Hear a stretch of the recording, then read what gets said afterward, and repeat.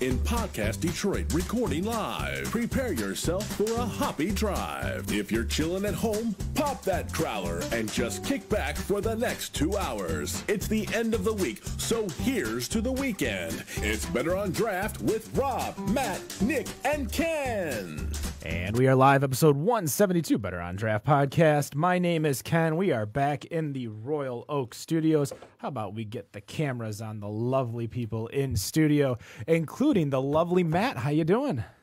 Wow, that was a turn. That was a curveball for the worst. Were you not prepared? I was not prepared. You never are. There's nothing beautiful about this general vicinity, but I keep it together. What are you drinking over there? So I saw the words Imperial Double Fruited Marshmallow Raspberry, and it's a lot of words. Yeah, there's a lot of words. Where's it from? From Southern Grist. Thanks, Brock and Courtney. Brock and Courtney, friends of mine, friends of the show. We appreciate their donation. So I saw these words. I like how these words were put together. So I am going to consume these words. Are you going to share with the class? I will. I've already shared with the famous Jenna. Jenna, how you doing? 10K followers, Jenna. Congratulations. You can follow her on the Brew Locker over on Instagram. What do you got over there? I have the same thing. It's called Hill. Yeah, it's very And then they're just like, so it's again, double fruited marshmallow raspberry. It's a sour. So you initially get the sour and then that vanilla mallow right there. And it's kind of like, wait, where did you come from? I was expecting sour because he was just here and he left real fast without really pretty saying too. goodbye. So it's very here. It's completely red, like a red pop. Really? Here, let me see this real quick. With a very pink hued foam. It's really So pretty. Let's not do it over the actual. So this would be like, this tastes more like looks like a unicorn beer. Be nervous. We're good. We should probably get clear glasses sometimes. I'm confused. You're confused. What's going on with this concoction? Well, I'm sure somebody will pour me a small little glass, please. I've got a sugar-free Red Bull and some vodka that was out there. Don't know which one it was, but that's what I'm drinking. This is just so damn confusing. That smell, too. That nose is definitely pungent for sure. But we do have two guests in studio today from Youngblood Vineyard. We have... Why don't you introduce yourselves? Why not? Why do I need to? Youngblood. I'm Jess, Youngblood. How'd you come up with your winery's name? Oh, well, it took a lot of work. A lot of you know? creative Yeah, we thinking. really sat down, and it was a lot of brainstorming sessions involved, and then we just randomly settled on Youngblood. Yeah. Yeah. All right. And you guys are opening when? We are opening Memorial Day weekend. Memorial Day weekend? Next month. Okay. And how many wines are you going to have available that day? Is it a tap house or is that when you start distro? So we're going to have a tasting pavilion outside on our farm in Ray, Michigan. And so folks are just going to be able to stop by, and it's going to be all direct sales. All right, so before we continue the interview, obviously we have a big announcement to make real quick. We have the winner of the March Draftness. Yes, we do. So let's kind of get it out of the way. Winning March Draftness and getting a free to them, we're buying it, keg party thrown by Better on Draft for their fans, or as they call them, their army. Yeah. We might have to buy a second keg. Yeah, this is going to be quite the interesting take, but it's going to be Brewery 424 over in Holland, Michigan. 888? I don't know which they made a mention that you can't figure out the name, and they're can't. like hoping that if they win, you'll figure it out. But yeah, you still have it's Brewery 424, Holland, 4x4. Michigan. Got it. No, 424. There's no X. It's not TO. It's TWO. So 424. They are going to be winning. I'm trying to log into. There we go. Log into our Google account so I can go, because we also are giving away a $50 gift card. Yes. Who won the bad beat bracket? So winning the bad beat bracket, which is the brewery that lost every single round, the brewery that had the most votes and still lost got put into the bad beat bracket. So that had pretty much every single brewery over in the area of why can't I think of the city? South Wixom? Yeah, like Wixom, South Lyon area. Corridor. Yeah, the little 96 corridor. So we had Aberrant Ales, Draft Horse, Eternity, and Drafting Table. Yeah, so 96. Yeah, so it's pretty much just, between that little area. Your winner with 251 votes is Drafting Table. Hold on, Jam X was on the Bad Beat bracket. Jam X, excuse me. So Jam X is in lieu of Aberrant Ales, I believe. Or they beat one of them. They beat Jam X. There we go. Jam X was 230. That's it. Aberrant Ales was not in the Bad Beat bracket. Jam X was. Okay. My bad. So, Drafting Table. Cat. Drafting Table wins, and the winner of the $50 gift card, which you will be able to pick up after April 12th, 2009, is going to be Sean Burton of New Hudson, Michigan. So we will reach out to you, Sean. I think you should give Sean a deadline to reach out to us, and then we'll redraft it if he doesn't. Yeah, that's not going to happen. So we'll reach out to Sean. We'll tell him if he doesn't respond back, obviously by next Friday, then yeah, we'll give it away. Give it away now? Yes. So congratulations. So I do apologize about that. We wanted to get that out of the way before we continued with the interview. Do we have a date for this keg party yet? We do not have a date yet. Okay. No. Does to be determined. Brewery 4x4 424. do they? Yeah, 224, 242, 444. I don't even know. Brewery number. Do we know what we'll be pouring that day? We do not yet. We're hoping to find out more information by next Friday, and I think it's going to be a private party for their Army? Mug Club members. Yeah, for their Army. Okay. So I think they're going to have to change their Mug Club to like the Brewery 424 Army, like officially, with the amount of votes that they got. Like they didn't mess around this year. Would they change their mugs to something else, like large Army helmets that you would drink out of instead? Maybe canteens. The Canteen Club. Cool. The Canteen Boy. Oh my gosh. Let's go to go back to Dave and Jess over here. Guys, we appreciate you coming on out. And so Youngblood Vineyard is where exactly? It's in Ray, Michigan, Okay. which is in about 12 miles north of Mount Clemens. We are between 28 and 29 Mile Road on Ray Center Road, which, if you're familiar with the area, that's just 20 miles north of 8 Mile. So we're really close to Detroit. We're smack dab in the middle of Metro Detroit, and look forward to seeing a lot of folks out there on Memorial Day weekend. Are you closer to like M53 or I-94? We're right in the middle. Right of in the those middle. two. So we're about 10 miles to the east of Romeo, and we're about 10 miles to the west of New Baltimore. Okay. Now, what you guys are going to be pouring a bunch of wines for your actual opening, your tasting event. You guys are making the wine right there, so you have the grapes there. Yep. How do grapes exist in a world of a Michigan climate? Oh, Jess, you want to take this one? Jess is kind of the vineyard expert. Do we have a botanist? Is that So- what She is the queen of the vines. Queen of the I'm vines the here. vineyard manager, farmer, only employee right now. Queen of the Vines? Is that Queen like of on the a, Vines. is that on a business card? It should be. Of course Yeah. it is. I It's think on a it should truck. be. It's Like on on a desk license somewhere. plates, everything. So the grapes that we have are cold hardy grapes. So the grapes we have can grow and sustain temperatures of minus 30 and 40 degrees. So polar vortex, no big deal. We slept like babies. We were not too worried. These grapes were bred at University of Minnesota, so they are bred for the Michigan type winters that we have. Cool. We are not over on the west side of the state. We don't have lake effect. There are some grapes that grow better in certain regions than others, and we're growing what grows really well here. Yeah, and when we say that they're bred, what that really means is that, universities took the grapes that you guys have probably heard of and seen before. So Pinot Noir, others that are familiar, and they bred them with other types of grapes that were more resistant to the cold. So the big problem with growing grapes in this region is that if you tried to grow a lot of the more familiar names that grow in Napa and Sonoma, well, the climate that we have here is not exactly like Napa and Sonoma, and so those grapes tend to not do very well, meaning that each winter when it gets cold, they pretty much die. Well, it's kind of like the hop industry within the United States, because obviously hops grow different in regards to different areas within the world. You have the different hops from different continents, as well as even in the United States, different hops are grown in different areas where some hops are, more viable in specific climates. Yep, absolutely. It's exactly It's the same thing with apples. It's the Exactly same the thing with same. a lot of fruit. Mm-hmm.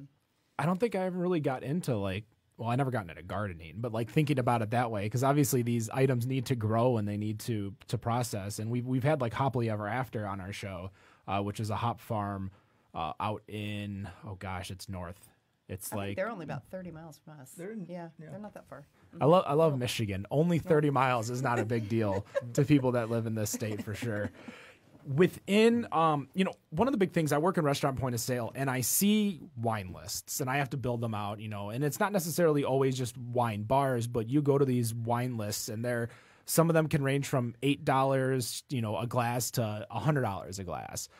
If I'm going into I don't want to get sold up by a sommelier. I don't want to get sold up by a, waiter or waitress trying to make their money. I want to drink a good wine. How do I approach a wine list that just seems so daunting?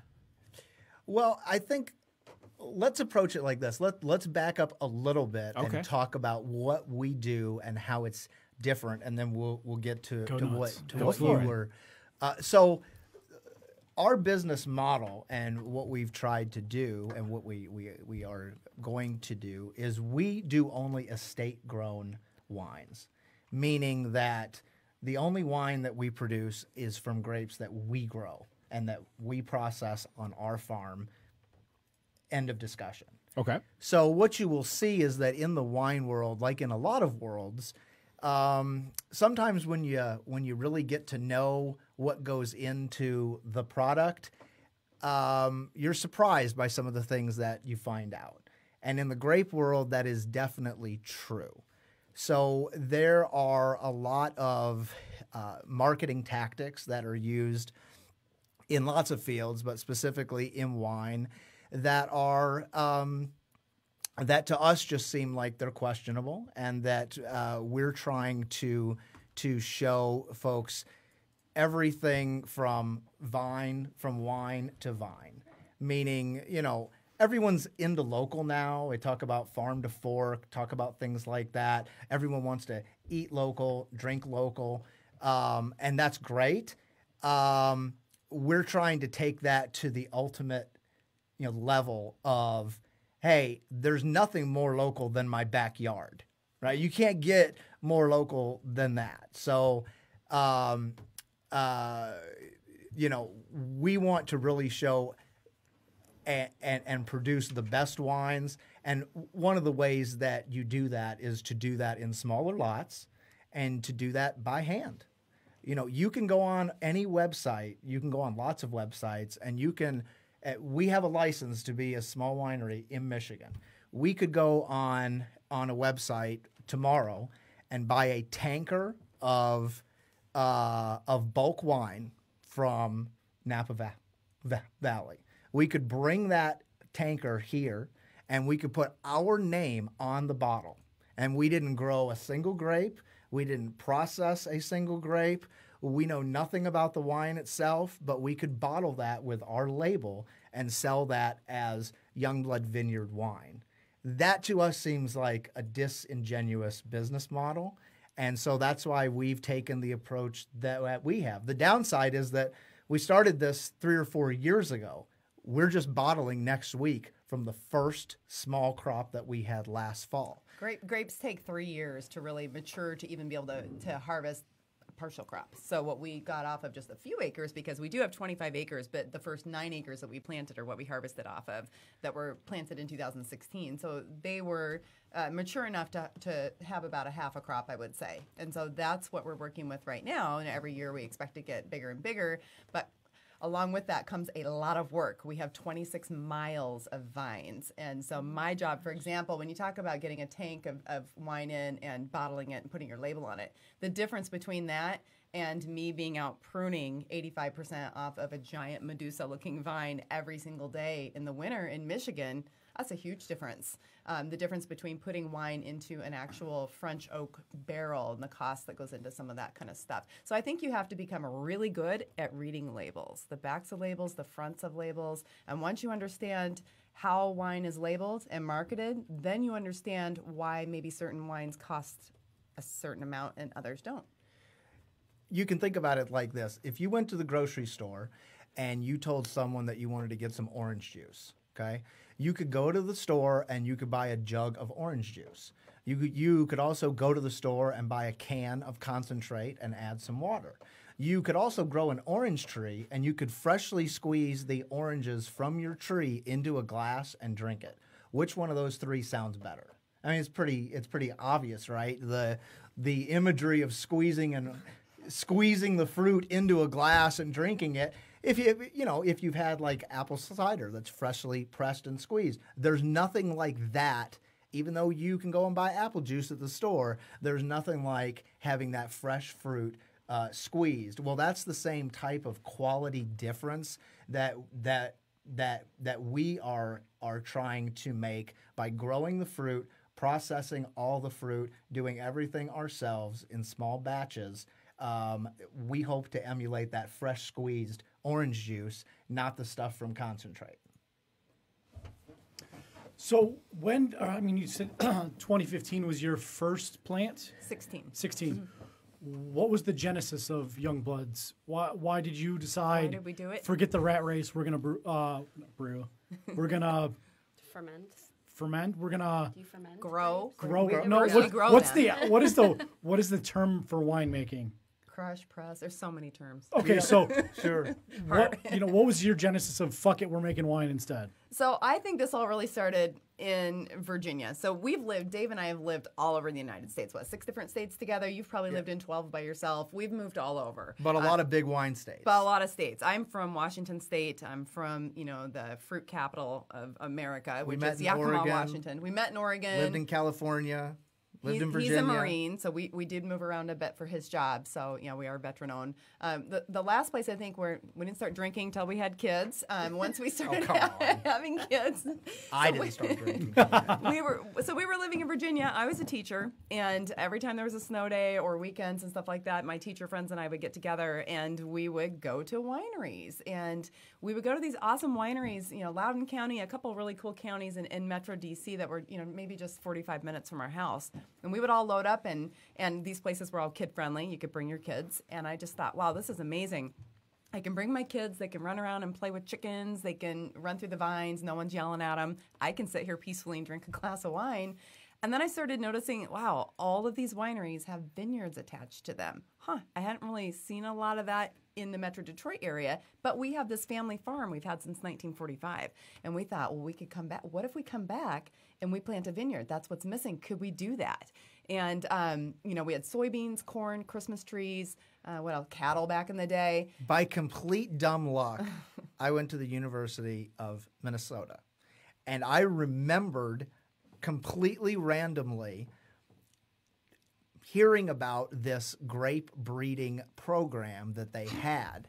And I remembered thinking, that seems really weird. This doesn't seem like a place that you would grow grapes. And that's the only reason that I kind of knew about this. Oh, wait, I think that there are these grapes that are amazing and can survive in really, really cold weather.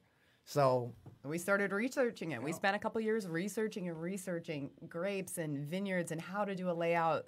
There wasn't a lot of, there was online help, but we don't have any formal training in this. So everything has been hands-on. But once you do something 10, 20,000 times, you get really good at it. Yeah, super good. And we knew it was going to be really, really hard. We knew it was going to be expensive. We've got to fence in our 46-acre farm from the deer and all the, the other critters. We had our house on it. We had a barn. We had a tractor. So we had a little bit of a foundation to start. We just jumped in. We knew that if we just planted like a couple acres, that it would kind of just become a daunting hobby. It wouldn't be big enough to make a state wine. It wouldn't be big enough to actually have a business where we wanted to do it on a commercial scale. And if you start out, there's so much equipment needs and things that you need as you process grapes that you're always in this space at the beginning do I buy stuff that's really expensive but much larger than what I need, but know that I'll need that in 5 years? Or do I get cheap crap now that I can use this year, but I won't be able to use in 2 years? So we decided that if we were going to do this, that we wanted to jump in and be able to get a commercially viable crop within a short amount of time. Again, short in the wine world means 3 to 4 years. So we planted 11,000 vines on 12 acres. Because that's what we had cleared. That was ready to go. So we planted, our varieties of grapes. We knew that we wanted to be estate grown, and we had this limited space. And that we planned every year to expand each of those varieties that we planted. For 3 years, we planned to expand them. So all of our grapes, we have 2016 plantings, 17 and 18. And we knew that we needed to have good blending capabilities between them. We know people like white, people like red, people like sweet, rosé, dry. How do we do that on this amount of property? And so after carefully researching what grapes we thought would thrive, not just survive in this area, but thrive, we came up with grapes that have different acid levels, different bricks, different, just the chemistry of these grapes work really well together. And so that's how we lucked out, really. I mean, we did a lot of hard work, but we're grateful that it worked out. And then we have this great soil from your grandpa and all the cattle that used to live on the farm. There wasn't a whole lot we had to do other than last year clear a whole bunch of acres of forest. There were the Christmas trees, but those had to go. They were 70 years old, way overgrown. So those had to go. But what's a typical lifespan? Not span, but typical life growth for a Christmas tree, like? Well, at 70 years, like if I went to a Christmas tree farm, like how long has that Christmas tree, say like an 8-foot tall Christmas tree, how long has that been growing? That's been in the ground maybe 5 to 6 years. 5 to 6 years. And pruned meticulously every year. Right. The pruning means a whole lot. Once you stop doing that, it grows up a lot more than gets bushier and becomes what we had. Yeah. Now even when I was a kid, at Christmas, we were baling up the trees and selling them right out at the road. So it hasn't been that long. So, but back to, the planting and the layout in the vineyard, we also knew that we were basically going to have to do, in order to make this financially somewhat feasible, because everything is so expensive, especially when you times it by 10,000 vines or 25,000 vines, we knew we would have to do most of the work ourselves. We couldn't really afford to hire help at this point, but we knew if we worked really hard and killed ourselves for 3 straight years, that, at some point we would be big enough and we would be able to hire on some help, and we're almost to that point now. Yeah, that was going to be one of my questions. Yeah. You've got this giant plot of land, and it's just, I know you guys have kids, and I'm sure they help and love doing it, but is it just they're they love it. They can't get enough of it, really. Is it just you guys? Do you have volunteers? Well, he has a full-time job, so this is my full-time job. He has a full-time job, so so weekends and But we have been blessed to have a lot of volunteers come and help. We have a lot of involvement from the community. We've partnered with lots of different groups. I mean, vineyards, especially vineyards on a commercial scale, is not something that is common in Southeast Michigan. So we have had lots of interest from folks that if you like wine, you've probably always wondered about a vineyard, or if you've seen a vineyard, it looks, it's a pretty fascinating endeavor. Our farm in the middle of July, it literally looks like a sea of green. It's just a very unusual sight if you're not familiar with seeing So we've had lots of folks that have expressed a desire to just come out and just help us. At each of our planting days, when we would plant thousands and thousands of vines a day, we would have little kids out there that were only 4 or 5 that would go and plant their little vine and pack their little vine down. And then they come back and they remember the row they planted, and then 2 years later they're going and they're harvesting the grapes off the row that they remember planting. So it's pretty cool. And that's one of the things that we wanted to do, is we really wanted to make it a family-friendly, community-focused spot. There's just nothing like that in Southeast Michigan.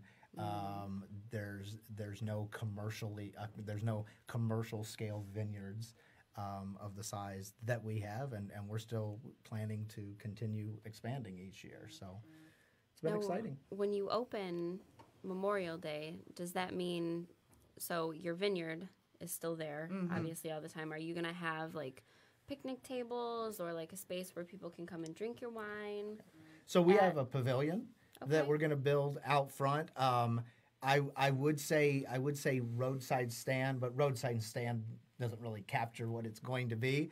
But we definitely are going to have a nice spot for folks to come up, taste wine, and be able to purchase wine right on the farm. And that's the only avenue that we're planning to sell wine this year. Is That was direct going to be sales another one right of on my the farm. questions. Like, Now where in can the we buy it? now like Jess said, last fall we harvested from a very small percentage of our grapes. So in future years, we're probably going to double and triple each year for the next 2 or 3 years at least. Wow. So it's going to ramp up very fast.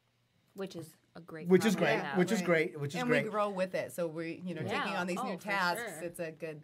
So in future years, we might get involved in different forms of selling, whether it's Distributing or commercial, distributing, restaurants, whatever. We've had it a lot is, of but- requests for that, but this year, we're fairly limited. We have about 950 cases or so from 5 varieties. Yeah, of 5 varieties.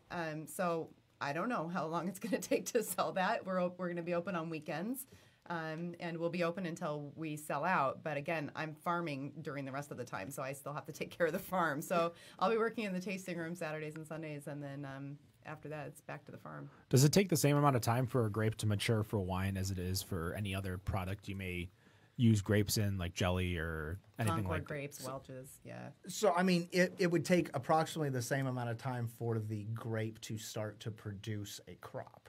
Okay. Yes. So both wine grapes and then what you might call jam and jelly grapes or Table juice grapes. grapes, they all take about the same amount of time to Raisins. develop. So it's not like a 3-year reset. No. No. So Once you can hit the continue to 3-year mark, you harvest. keep getting. Okay. About keep year getting 4 and 5, you're expecting a full crop from Right. then on out. Gotcha. Some vines grow a whole lot faster in the first couple years than others. Some are more vigorous, for sure. It depends on the climate too. We have a lot of moisture here, a lot of precipitation. We have heavy soil. We have a lot of weeds. We have all of those things that you don't have in more of desert areas. So. Right. I mean, I don't think a lot of folks, maybe realize the climate difference just in terms of grapes. If you've been to Napa, Napa's a desert. There's a desert. So in terms of weeds, in terms of insects, in terms of all of those challenges involved in farming, well, those things are different in a desert than they are in the Midwest. And so that's the reason for the different types of grapes that we grow here. So we did. I brought a bottle of wine. I don't know really what it is. So as I had talked to Jess prior to the actual conversation that we're having here, I was asking, what kind of wine, something that we could buy, and she mentioned a Marquette grape. What is a Marquette grape? So Marquette is one of the red wine grapes that we grow. Okay. It's probably one of the more popular ones grown throughout the state of Michigan, but that's an example of one that would not be grown in Napa, would not be grown in Sonoma. It is a Midwest grape because if you were to plant Pinot Noir, which this wine is Pinot Noir, right?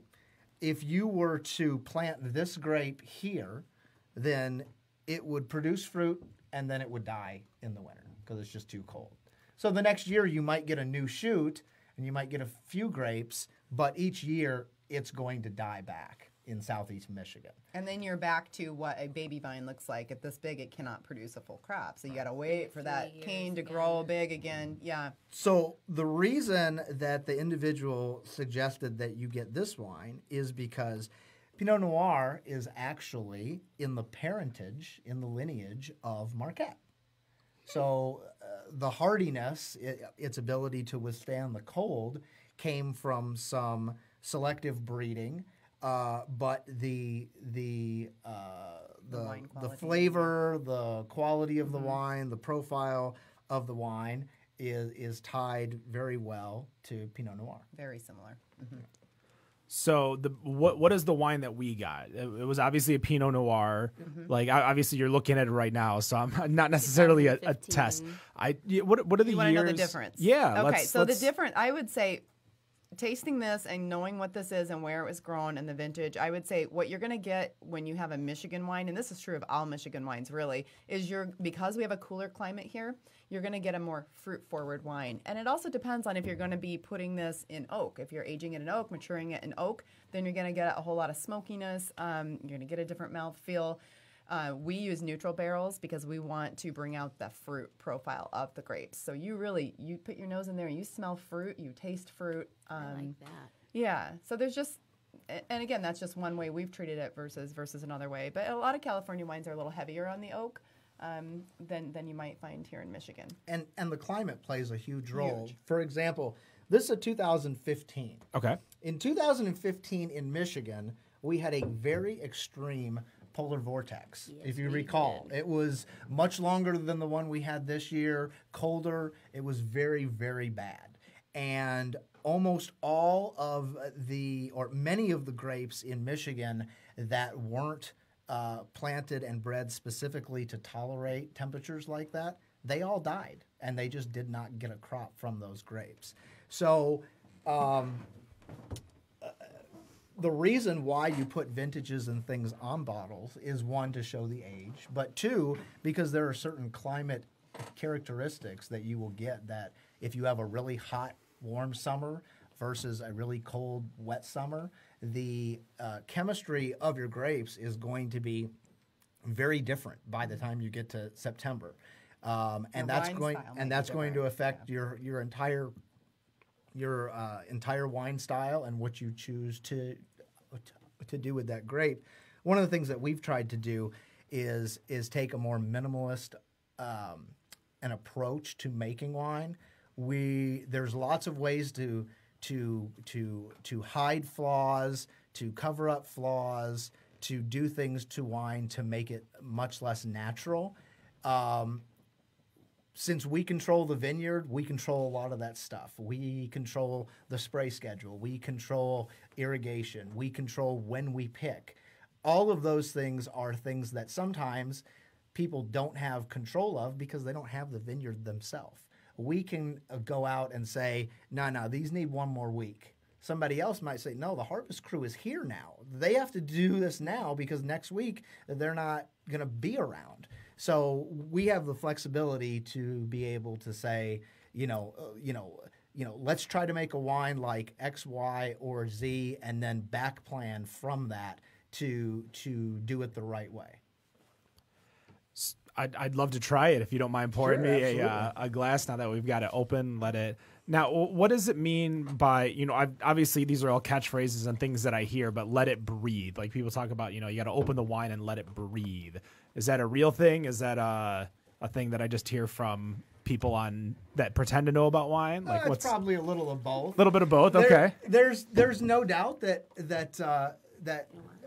with some wines, especially wines that have aged longer, that letting the wine breathe, letting some oxygen get into the wine is going to make a difference. If you had been cooped up in a car for a long, long time, and then you get out and stretch a little bit, you feel different, right? Yeah. So it's the same thing. If your wine sat in a barrel for a year or 2 or 3 years, and you pour that wine, you might want to give it a few minutes to just breathe. That's why they have decanters. Usually is to greatly increase the surface space, right? So you could pour it in just a glass and let it breathe. Using a decanter, or some of the tools that they have. Again, it just gets a little more air in, and I think about it just the same way that I would think about getting out and stretching when you've been in a car all day. It feels good. Are you a different, are you different? No. Are you but do you feel a little bit different? Yeah, you probably feel it a little bit. So what are we? What did you pour? What are we drinking? What? Yeah. It was a 2015. Pinot Noir. 2015. Explain the label. I like this label because. Yeah, so we like this one. This is a Cambria. It says Estate Winery. Julia's Vineyard. So that means it was 2015. grown Yeah, what does on a their state winery estate. mean? Yeah. Yeah. Estate, Grapes not were just grown a state. there. So Estate it's not winery. a state like No. a state of Michigan. Estate. East Yeah. A state like on the property. Yes, on the Oh, I property. thought it was like Estate, an grown on the internet estate. state, like it was all internet. And like, it also says on the back, grown, just in case you're confused, grown, produced, and bottled by this place. And so those are important words to be looking for. And they put those on here for a reason because they're proud of that. They understand most bottles that you get would not say that. In Now, fact, does the At the grocery TTB have specific rules in regards to when you can say that? oh my Yes. God, the TTB. So many rules. All they have is rules. They only exist to have rules. I Listen, mean, no, but the rules are good. They protect the consumer so that you. they're great. But it is true. I Yes, have mixed I know. feelings, but I do like some of the rules because it does protect the consumers. And if you know how to read a label, you know what you're getting. You know what's in that bottle. And I think that's important to know where your food is coming from, and wine is food. So this wine here was $20. Yep. All right. This wine was $20. They're putting words and things like that on this bottle to tell you why it's $20 and not $10, right? You could get a bottle of wine that was $10 and it won't say any of this. Grapes grown on the estate, bottled at the estate. It won't say that because there's lots of ways to do things cheaply in the wine world.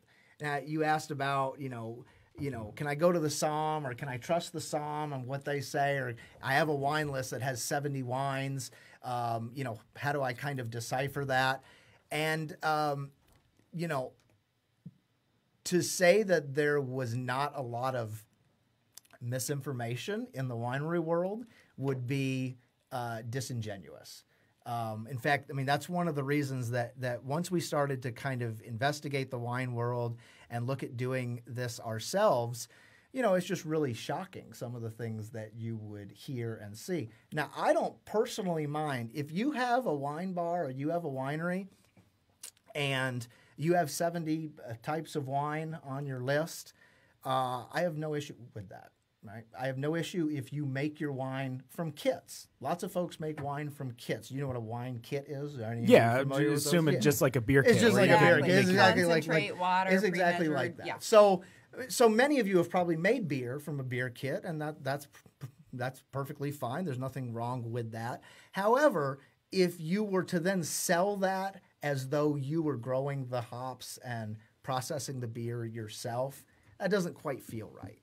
So, we just started to learn a lot about lots of things about the wine world that we didn't like and that we wanted to see done in a different way. And the only way to really do that is to do it all. All of it. Grow All the of it grapes, ourselves. prune the grapes, spray the grapes, harvest the grapes, process the grapes, bottle the wine, ferment the wine. We do literally everything. And we also, it's our mission, really, truly, to put all of this on our Facebook page, our website. We want to demystify this. We want to make it easy for people to come in and see, oh, this is how it happens. For Okay. example, this year we had 19 tons of grapes, okay? Which sounds like a lot, but it's not a lot. 38,000 pounds? Correct. So do math. Yeah, that's So really proud quick of you. Really quick of you. I still can't, is it 888? So that sounds like a lot, right? It's a lot of weight, but it's not really in the wine world. That is just not a lot of grapes. If you had seen the amount of pomace and must and grape nasty, we had literal small mountains of this stuff. When we were done when we were pressing it and processing, just stemming right? it. You process the grapes. Well, there's still stems left over. There's still grape Skins. mush left over. I mean, you grape have this. mush. You have to put So- it somewhere, So, right? Yeah. so I mean, the difference is now think about a winery that you've been to. Have you ever seen them doing that? Have you ever seen a giant mountain of rotting grapes? Right? I mean, Well, now that you put it that way, Right. I You see want tractors in and out. right. Do you moving see stuff, dumpsters. tractors and Yeah. forklifts carry? There's a whole lot that goes into this. That if you just want to try different wines, new wines, that's great. Like I said, I have no issue if you make wine from kits. I have no issue if you buy juice and grapes from the West Coast or buy juice or bulk wine. What I have the issue is if you're misrepresenting it. if you're lying about what you really do, if you make it seem like you make the wine when you don't, if you say things like, "Oh, we have a vineyard in Argentina," which we've heard, but like people find out that we're in the wine world, but they don't really know us. They'll start saying just totally outlandish things. Menus with wines that say from Chile. No, you didn't have a boat. Go down, pick up Chilean grapes, drive them up to Michigan, and process them. You did none of that. So that's okay. It probably is very good. But don't tell me that you went to a vineyard in Chile as any part of this. This because is what that's happens when you ridiculous. spend days in the vineyard working your tail I was going to off. say, yeah, you're very, very passionate You're about this passionate one. about It's it. crazy. You are passionate about it, and you want people to understand and to get the message. And that's why we invite people to come out, help us see what goes into this. And That's what be you a got to part of do it. is that you're making it such a community thing. You got to make charge people to come in to plant their grapes by doing like team building exercises for businesses. There you go. Because on a Saturday you could get a business to come on out. They'll pay for it, and you could host them dinner or lunch, or bring some local food in, catering, and they could plant your grapes for you. Dude, we don't charge for that kind of stuff. I just want people to come in. Like, we've partnered with MSU. We've partnered.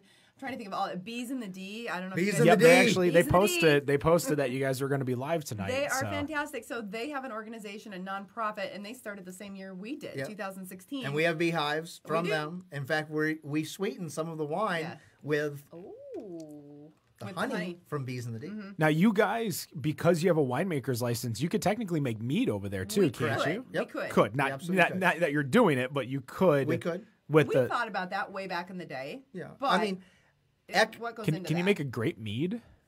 Well, what goes into mead, Dave? well, mead is just How many hives would you need to make mead on a commercial scale? Well, and not necessarily hundreds and commercial. You hundreds could and just do it hundreds. internal, kind of like what Dragon Mead does with their mead. They don't sell mead except for in their in-house. Yeah, you could do that. Yeah, we takes a lot. haven't. I mean, for each product that you need, if you're going to process grapes, then you need one set of equipment, presses, different things like that.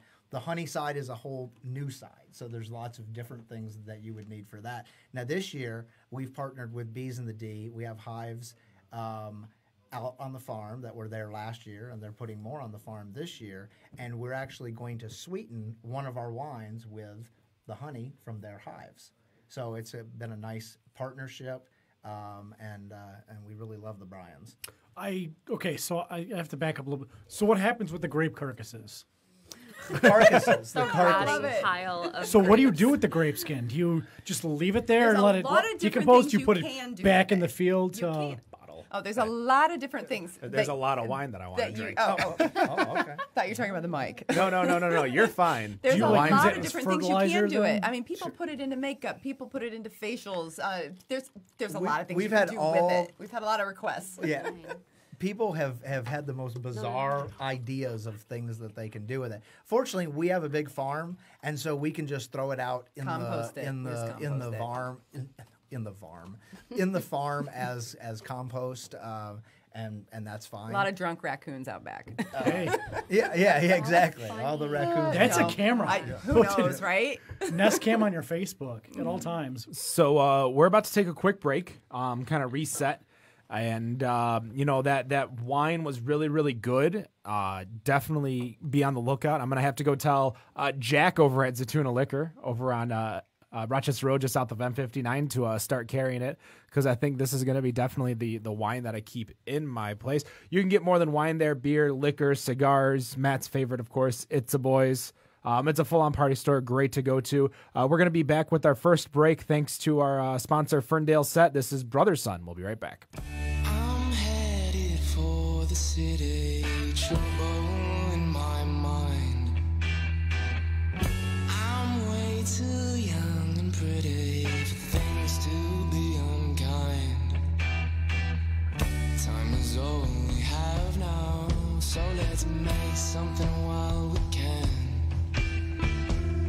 I'm headed for the city to make me start again.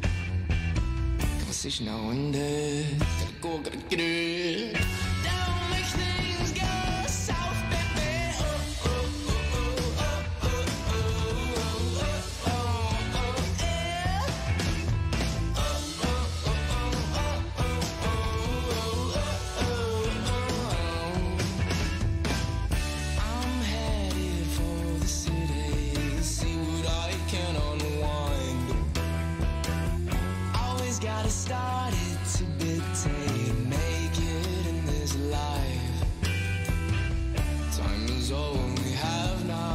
So let's make something while we can. I'm headed for the city to make me start again. Conversation now and then. Gotta go, gotta get it. Don't make things go south, baby. Oh, oh, oh, oh, oh, oh, oh, oh,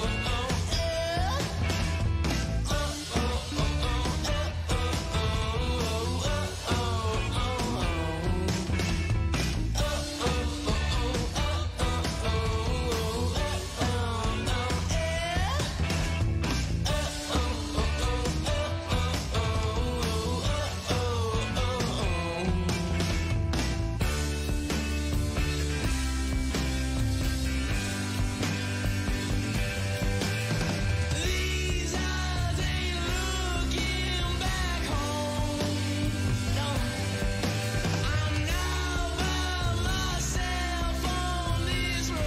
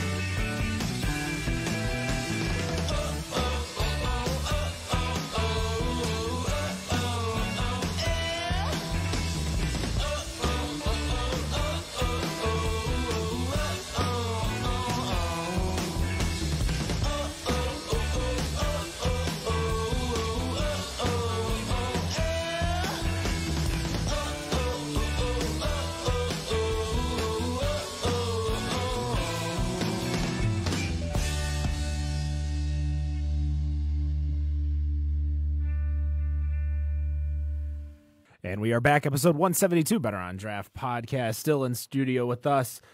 We have Youngblood Vineyard. Thank you for staying on, joining us. We had a great conversation.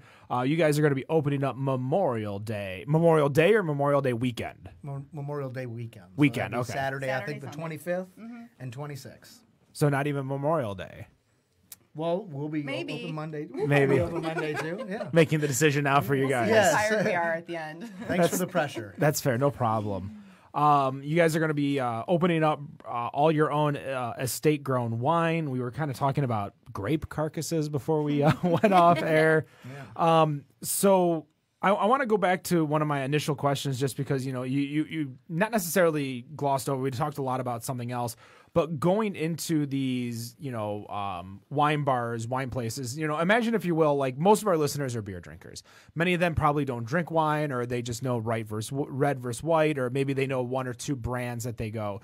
So for me, like, how would you address someone that doesn't necessarily know what kind of wine they want? Because breweries get this a lot. People don't know what kind of beer they want, or they give you kind of examples, but you're going after that local crowd, that local crop, the people that necessarily aren't wine snobs.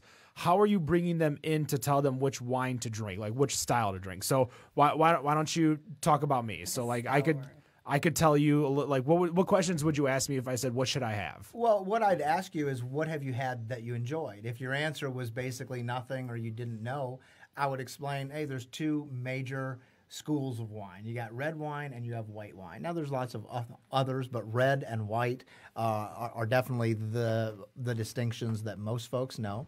And then I would ask you, do you think that you prefer dry or sweet? Meaning, do you want that kind of dryness, the kind of tannic feel, drying out your tongue, or do you want something that's sweeter and smoother? What do you think? And if you told me that you still didn't know, then I would probably just take you through a flight from white to red, dry to sweet. But if you had a preference, then I would point you towards a wine that might seem to fit that. Like, do you like a stout or do you like a cider? Are you a Bud Light guy, or and then you can kind of take it from there.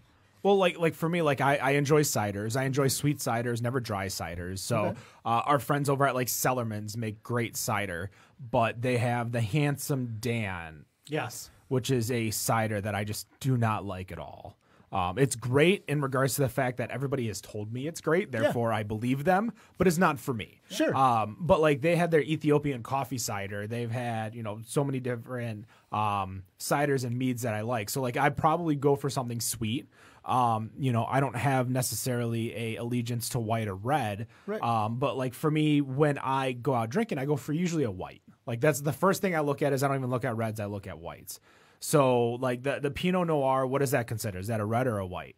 That's a red. That's a red. I know the color. I see it here, but it's a red. I think I would always encourage anybody to try something new. So if you came into our tasting room, we have our 5 wines. I would want you to just try them. You never know. It might be something that you've just never branched out and never tried. You might like it. Or there might be something about it that you like that you didn't expect. Yeah. So I'd encourage you to get drunk and buy a case. I mean, that's if I'm being real honest.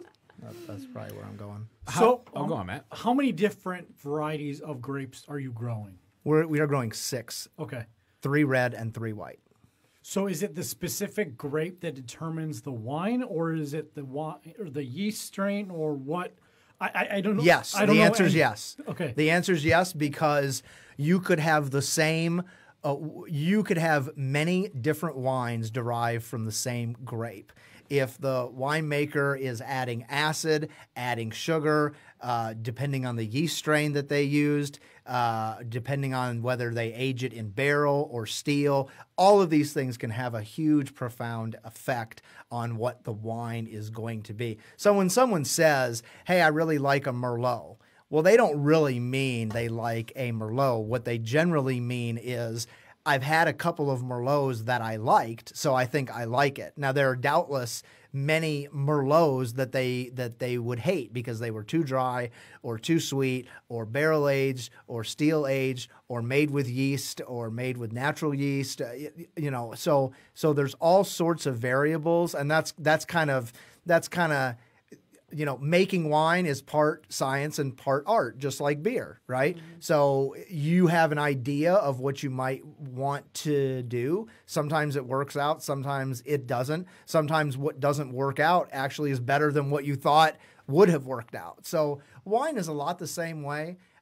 There's a reason why you go into a store and there's hundreds of bottles there, right? There's hundreds. If there were only three types of wines that folks liked, there'd only be 3 types of wines that people bought. But there's hundreds because wine is made in all different styles, different aging, different processes, blending, and that's really where you see the combination of the science but the art of wine. So some grapes are more versatile than others. Take Marquette, absolutely. for example. The really cool thing about Marquette in this grape is it can make a rosé, it can make a dry wine, a sweet wine, it can make a dessert wine, it can make a port. It can do a lot of different things. And again, depending on some of the chemistry of the grape or what the winemaker wants to do. So how many yeast strains do you work with? This year we worked with 6 different yeast strains. And then how many bottles of wine or different styles of wines do you produce? This year, 5. Okay. It can change from year to year. Right. This year we have a rosé, we have a white wine with some residual sugar, and we have 3 reds. One of the reds was aged, Marquette was aged because it was just a beautiful, beautiful year. We're very excited about our Marquette. It was aged in neutral oak. Then we have our Frontenac, which is, 3% residual sugar? Yep. Then we have, so And it's not a aged in dry. stainless steel. Right, aged in stainless steel, and it's a little heavier wine. And then we have our Petite Pearl, which is back sweetened with some honey. So from our B's and the D. So when someone comes and visits you guys between 28 and 29 Mile on Ray Center Road. Yep. Got to see it. Thank you. What is it going to cost them to take home a bottle of your wine? So we haven't set the pricing yet for everything, but roughly it's going to be between $18 and $22 a bottle. We want it to be affordable. That's our Yeah. we want it to be affordable. We want you to be able to bring your kids and have the kids go and play with the chickens and dogs while you can enjoy some quiet adult time. And that's really the vision that we have for our vineyard. And we're also doing tastings too. So you can come in, you can get a tasting, you can try the 5 wines, decide what you like, or buy or not buy, or just come for the experience. Do you guys have a food program? What are you guys going to do for Munchables? So we don't yet.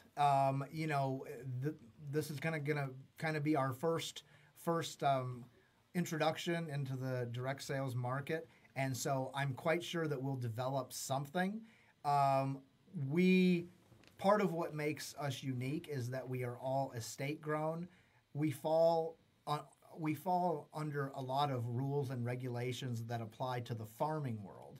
And so some of those things are different than what you would see if you just wanted to have a food truck.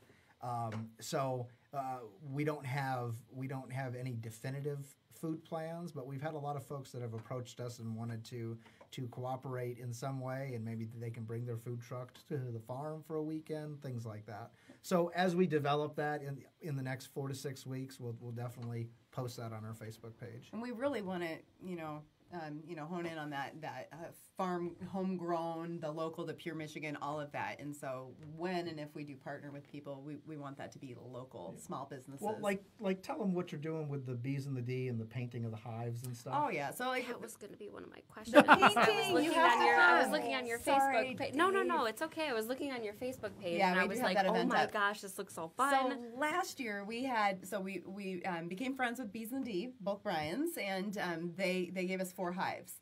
And we invited the community out. We thought, well, we don't have anything wine to sell yet. We don't have anything going on, but let's have people come out. We'll provide paint, snacks, all that stuff. They can come out and paint these hives. So I'm friends with a local artist, Nancy Arnfield in Ray Township. So she actually sketched out these hives. We're adding 4 more. So they've got 2 big boxes and 2 small boxes. So she takes the bottom 2 bases. So we'll have 8 of those. And she sketches out really cool, simple designs for kids, bumblebees, for adults, nature stuff like that. Yeah. We always leave some blank. And then there's 4 sides on each box. So we always leave some blank because adults come too. I had an equal amount of adults and kids last year. Shoot, I'd like 40 to do that. people. It was so fun. Paint.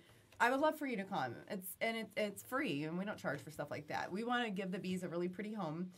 So there's lots of fun stuff that the kids can do. They get a little crazy at the end with marking their names. It's like graffiti. There might be some finger paint going on. We had to by cut the a end. few of them off. Yes. You're done. Yes. Painting the hay bales. Right.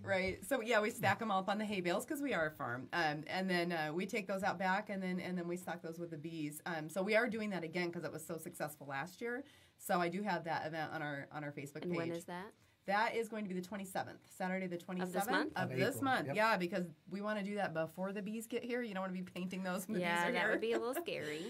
So, we're going to be adding those. And those go out back. So, Brian comes out and he checks the hives. He makes sure they're healthy, that they're doing well. And so he does the beekeeping. He does. And That's it's great because nice. then I don't have to worry about that. And, he'll drive out. He lets himself in. And a lot of times my kids will be out and they chase him in his truck all the way down to the hives. We've had kids out there and they dress them up in bee suits everything, go right up to the hives. And they have kid suits now. I think they thing. said they got 30 kid suits donated to them. So now they have the smaller suits. Before, they've got my little tiny 10-year-old in one of the adult suits, but it works. I mean, you just cram him in there.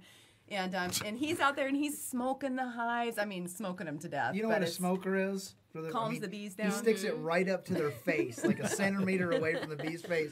Wham! Lets them have it. So. But he was like obsessed with this. And then, another time they were out, checking the bees, and I had a whole bunch of kids for spring break last year. Parents are like, "Oh, can I drop my kids off for a play date?" Sure. They do 45 minutes of work with me, and then they go play. Well, one time he showed up, and it happened to be when he was, pulling out some of the trays, and you could see the honeycomb, and so the kids got to dip their fingers in it and take the honey. It's just like It's a lot cool of fun. experiences that any kid would love to see. Like we're gonna have chickens and stuff. I mean, any kid, and one of the reasons that we decided to do that is because in Virginia, we took our kids to this vineyard that had chickens. And I didn't know that chickens would be so fascinating to kids. But our kids were like mesmerized by chickens. And so then they started grabbing them and carrying them around and carrying the chickens around. Like my but 4-year-old. literally, every kid that came there, mom and dad would go inside. Kids would run around and catch chickens. And it was like it sounds like the most bizarre thing, but the kids had the most amazing time. That's the vineyard that they talk about all the time to this day. Yeah. And it was 5 years ago. The smallest one that we'd ever been to, too. Those are the kind of experiences, the beehives, chickens, things like that. Just lots of kids don't get to grow up on a farm or see things like that. And it's just a cool experience. Now, with your beehives, are you going to be selling honey eventually as well, or? Well, the bees are bees in the D thing. So, belong to them. So they have the hives. You're just housing them for them? Right. We give them something to forage on. Right, Forest, clover. And then like this year, they gave us a little bit to back sweeten wine with. And then we're going to have a sticker on that bottle that promotes sweetened by bees in the D. Okay, so it's a give and take. It is. Right. So we're donating $1 per bottle back to their organization so that they can buy more hives. Yeah. That's fantastic. Yeah.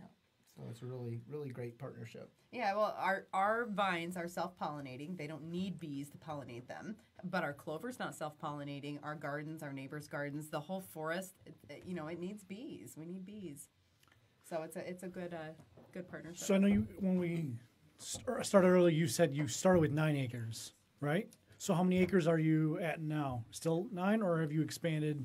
We're at 25 now. Okay. Vineyard. Of grapes. Of grapes. Of grapes, not the farm. Yeah, just the grapes. So That's a pretty wild expansion. yeah, it was Year hectic. 1 and 2 was crazy. Year 1 and 2, we planted about 10 acres both years, and then we planted a few last year and we'll do a couple this year.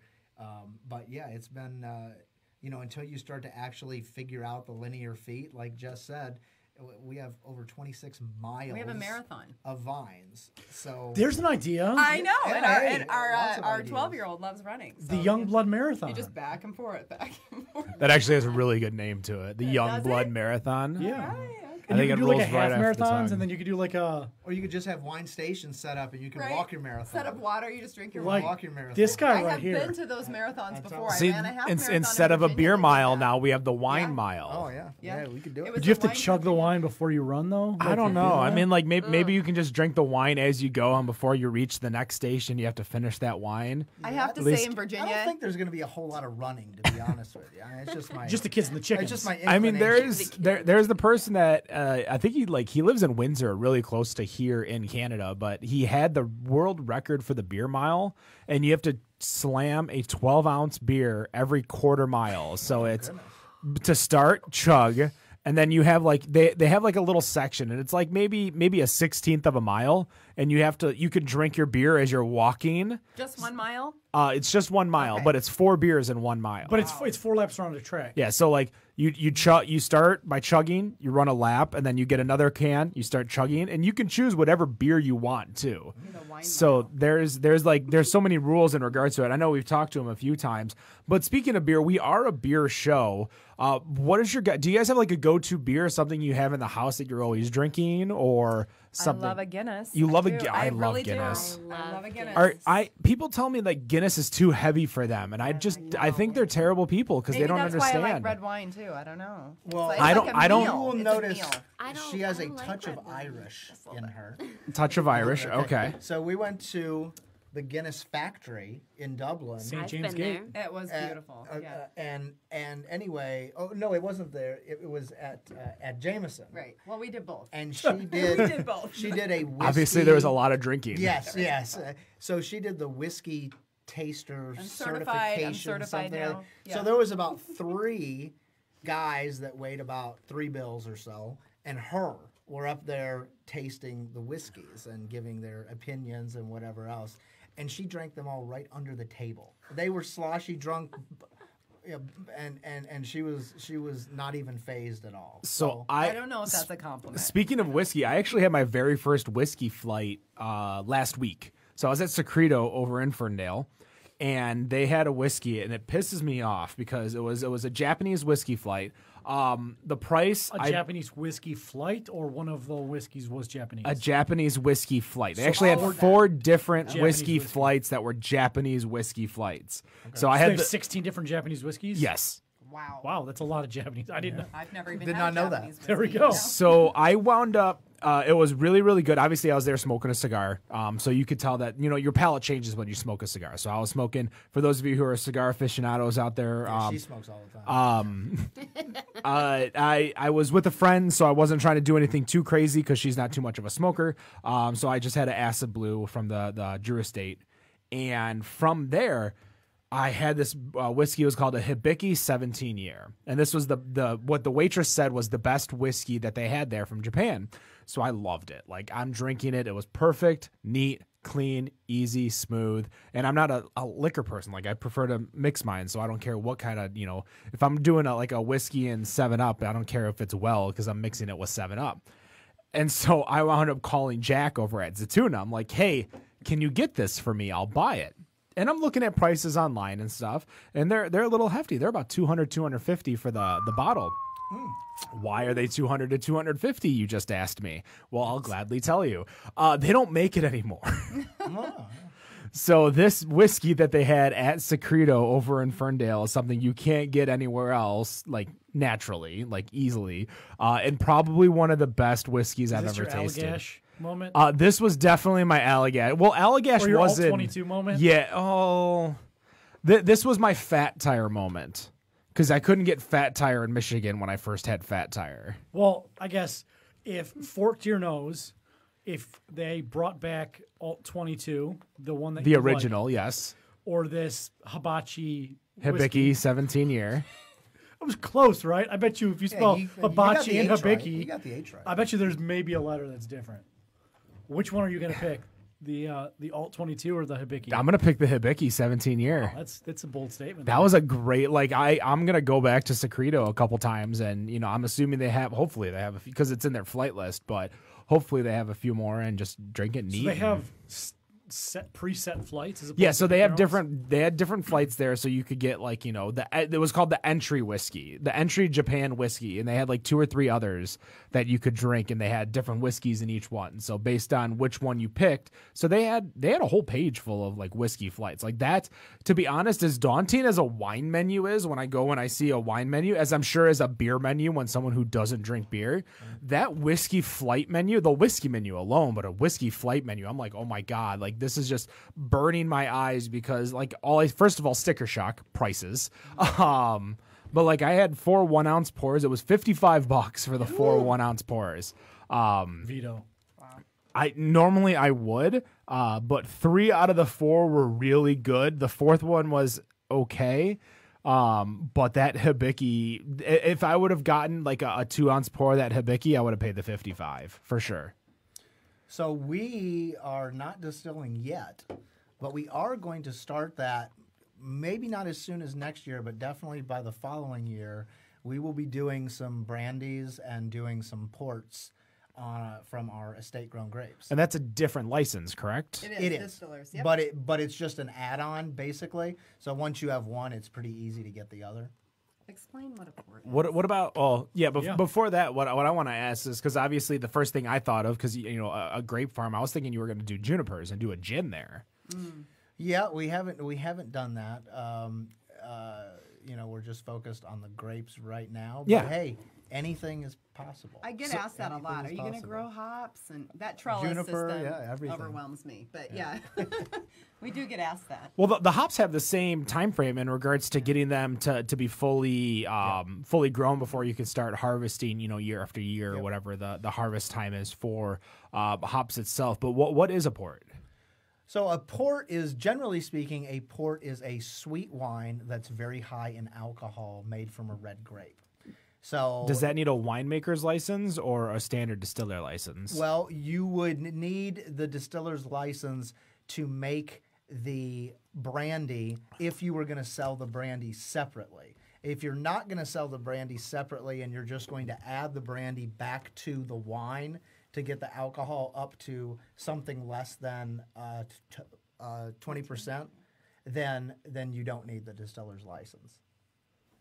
So, but basically, a port is kind of like the dessert wine of the red wine world. It's high in alcohol, but it is also high in sugar. So you might see a residual around 8 to 10 or even more percent in a port. But Trying to cut back on that sugar. But the alcohol is very, very high. But you're usually adding brandy to it. Yeah. Okay. Versus what we would do would be make our own brandy from grapes So and it'd be add like a that back. fortified wine then? Yeah, it's exactly the same thing. Exactly. Exactly the same thing. Now, what kind of ABV are these clocking in at? Like a mid-20s? We're right in the 12 to. We're right in the 12. You mean For the the wines port. we have now? Well, you Ports are generally 18 to 20. Okay. So wine is generally 12 to 13. So you would need to add enough back to be able to get that percentage up to around the 20 Do all target. your wines kind of land in the same ABV range? Ours did. Almost all wine lands between 11 and 13-ish. You can find some that are 14 and some that are 10. But you will find in Michigan, specifically because of our cooler climate, you will find lower ABVs because you're not getting your sugar up maybe as high. You can kind of explain that a little bit in detail if you want to, but your sugar maybe not as high, so the potential alcohol is not as high either. But again, you're getting the fruit forward, lower alcohol, crisp, clean wines. So that'll be exciting once we start to be able to distill some of the wine to brandy and then add that back or even just sell the brandy. We're kind of excited for that expansion. In regards to the brandy, do you have an idea of like the grades you're going to sell? Are you going to just, go across the board, or are you just strictly, like a VS or? Well, we know the grape we want to use. Yeah, I mean, I think that what we're likely to do first is fortify wine and make ports. Okay. So we would in that case we would use the same grape to make sure that it integrates well. We would use the same grape that we use to make the wine. We would distill that wine into brandy to add back to that same wine. So it's really all from the same grape. And again, it fits the philosophy of estate grown and everything coming from what we grow. Yeah.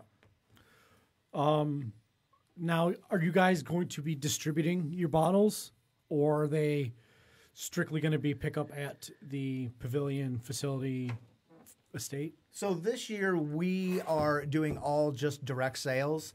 We're probably going to double or triple in size every year for the next probably 3 years. So in future years, we may have a lot more options. This year, we just don't have enough to make distribution or anything else make sense.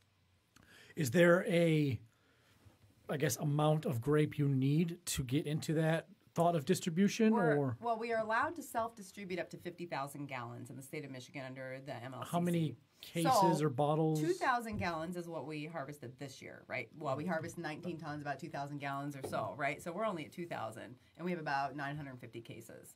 So when our vineyard is at full capacity, just this 25 acres, assuming we didn't plant anything else, what are we at about? How many? We would be at about 150 tons. Yeah, so I'm trying to think of the case number that would probably put us at. 10,000 would Yeah. be at the high range Yeah. of cases based on the grapes that we have in the ground now. Now we're going to continue expanding for many years, so we hope to eclipse that number in the coming years. With But, 10,000 cases, I think self-distribution is still really optimal. I don't think you go into hiring a distributor for that. But What is like self-sustaining in regards to like case or production base? Like what makes you quit your job, Dave? So it's really hard to put a number on that because there are so many different variables that go into the equipment and farming side. I feel like if we just bought juice from Napa and sold that, it'd be easy to just say, oh, if we do this, the profit that we make is that, and then we're good to go. We're trying to ramp up the farming side and the processing side at the same time. So, for example, if I decide that I want a tractor that's bigger, that's great, and I would like one, that might be $100,000. Well, that's a lot of money. So can I do without that for 5 years because the tractor I have is fine? Sure, I could. But if you give me $100,000, I might buy a tractor. So it's tough to say at what point, is the okay, let's quit your job, and the quitting the job is not the goal. The quitting or the making really, really good wine from locally grown grapes. That's the goal. We feel like if we do that, just like with everything, if the product that you make is exceptional, if the product that you make appeals to folks, if people believe that you have integrity and you're doing things the right way, not because you tell them, but because you can actually show them, you can walk them out, show them the grapes, you can show them the tanks, you can show them barrels. If you do things like that, we just feel like the back end will take care of itself. Why do I keep blanking?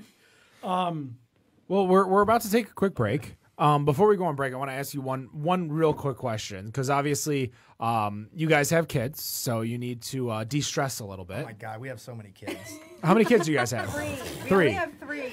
So many. So many. I mean, so many could be 1 to lot. 10. There's It's a not lot. like it's what's that TV show, like 16 kids and counting or something like that? 19. They are 3 kids, Yeah. but they were all under the age of 3 when we had the third one. So they're like triplets. So Okay. they're all very close in age. Well, I mean, if they're close, I mean, you just tie them together. As in like right? 10, 11, and 13. That's how Yeah, old as they long are. as you Yeah. can go Yeah. far away. Right. Yeah, you still tie them Tie 'em together. all I mean, is a 13-year-old much bigger than the Well, you 11-year-old? got She's older. you get the 13-year-old to watch the 11 and 10-year-old. You guys go to a bar. What's your drink of choice? What's the first that, like, the bartender comes, you're not even looking Gin at and the tonic. food. G&T. Do you have a specific gin you like, I or was drinking this one just now. No, not any specific one. I like Amsterdam if I'm just getting it from the store, but okay?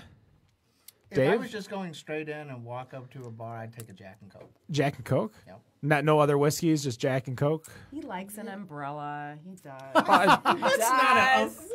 I mean, I don't think that really adds to the alcohol flavor. It kind of adds to like the look of the drink. But you know, what about you, Matt? Like, what's your when you go to a bar, what are you ordering? If I'm not drinking beer, it's gin and tonic. That doesn't matter. Like you go to a bar. It doesn't matter what you're drinking. You're just going to a bar. There's no event. You're just going to a bar. What are you drinking? A G&T?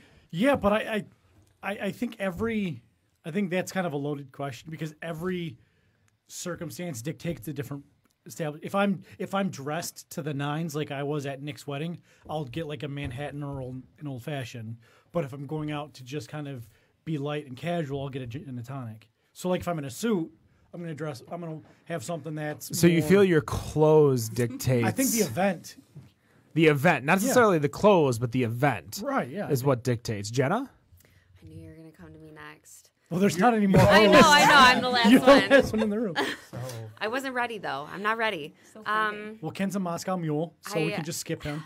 I mean, I don't- yeah, like I don't- pre keto, it definitely would have been like a it would have always been a beer, and I would have always looked for whatever the nearest amber red type of beer it is. Brown for sure, but typically like I would still go towards, even if there's a brown ale like a Newcastle or something, I'm still going to go towards a Killian's or an Amberbach or before I even go towards whatever the brown ale is.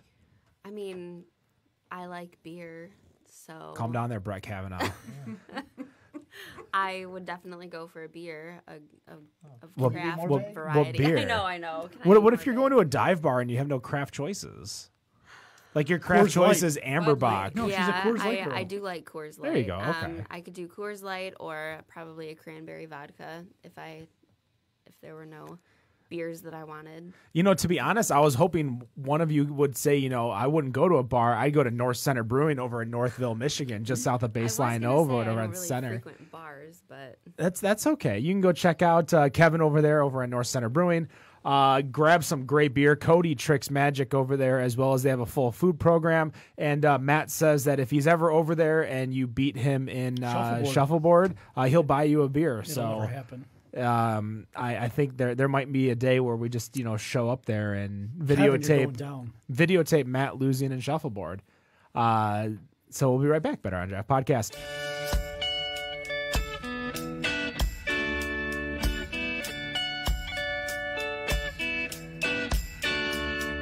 Mama, please don't make me go.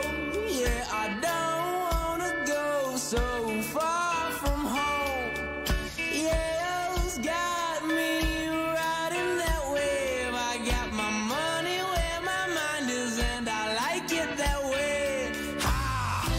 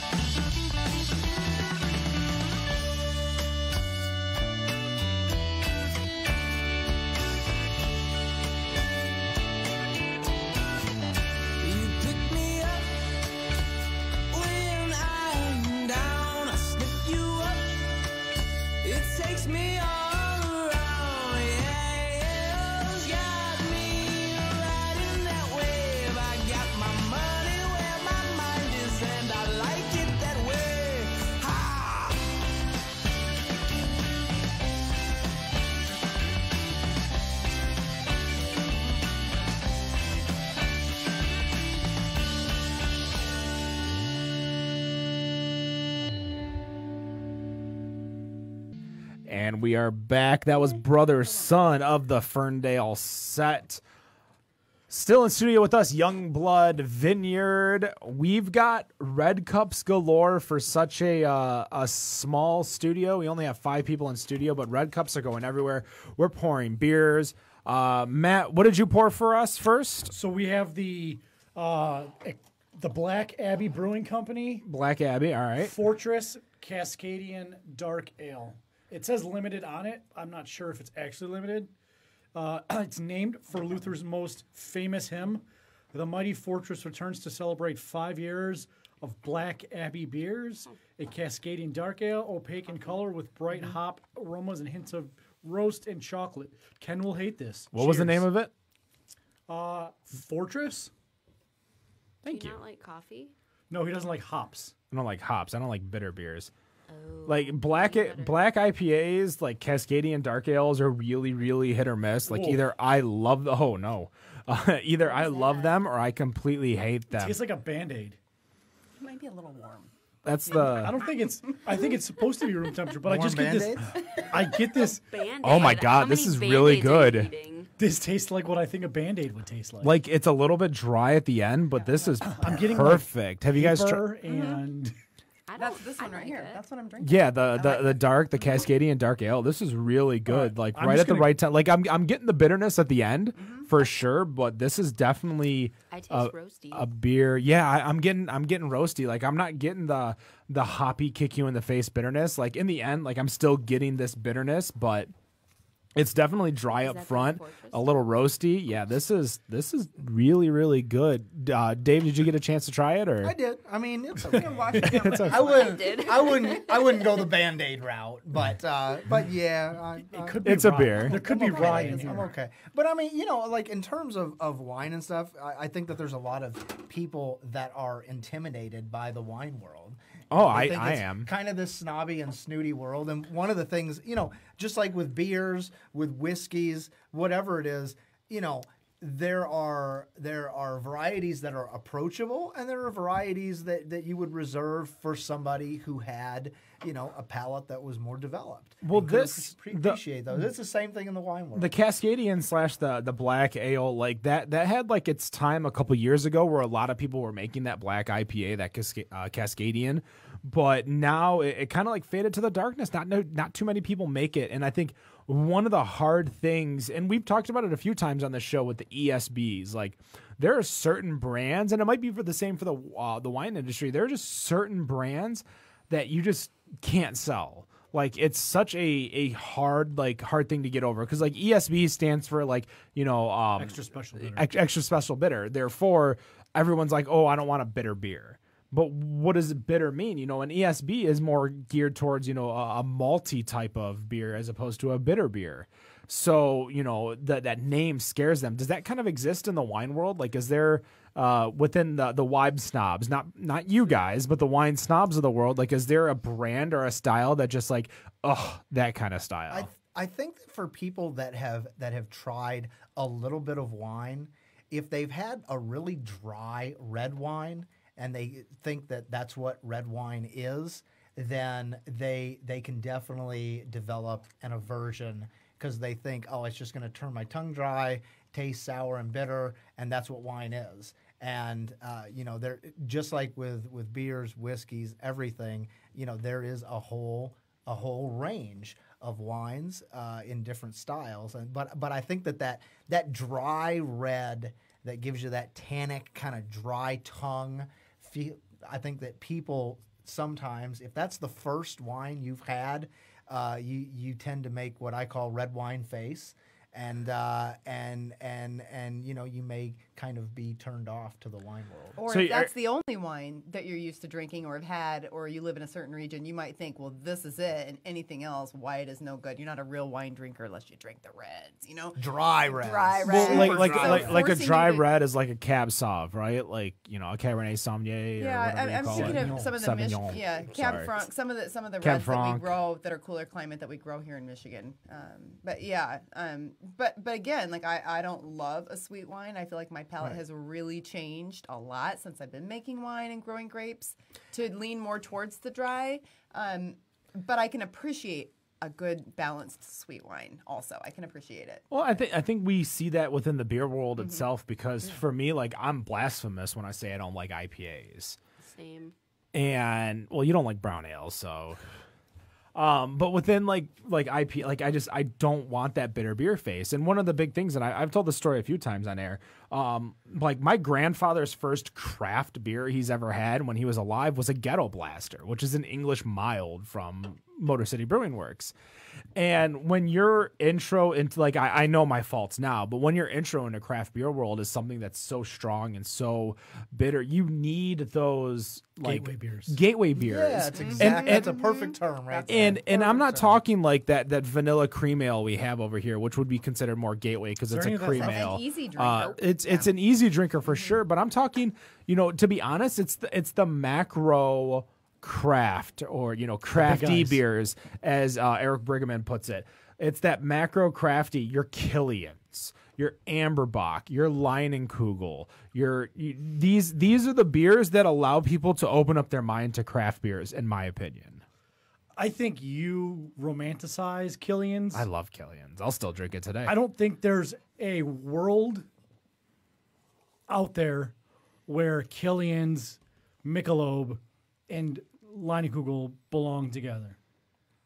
You're talking about a Diageo product, a Budweiser product, and a Miller product. The only thing that you would say is that they are extensions of Miller Coors. Yeah, yeah, you're right. So they could be extensions of, macro beers. But I mean, Leinenkugel is technically, it's still brewed by a family or run by a family. It's just owned by Miller. Yeah, well, I'm not saying Michelob is an extension. Craft beer is a dead world. Like the craft beer is a dead term. It doesn't exist Independent anymore. beer. Independent beer is the proper term. But even then, it's too many syllables for me to say. Indie beer. Indie beer. There you go. But then I think of Indianapolis. But even so, like we talk indie beer, and as much as we joke, Founders is an indie beer. They just bought Arvin today or this week. Avery. Yeah, sure. Arvin's over on the west side of the state of Michigan. Yeah, yep. They both start with A. They do. They both have an R and a V, but no, they're completely different breweries. So, Miguel, San Miguel bought Avery, I think 100%, or at least a controlling stake.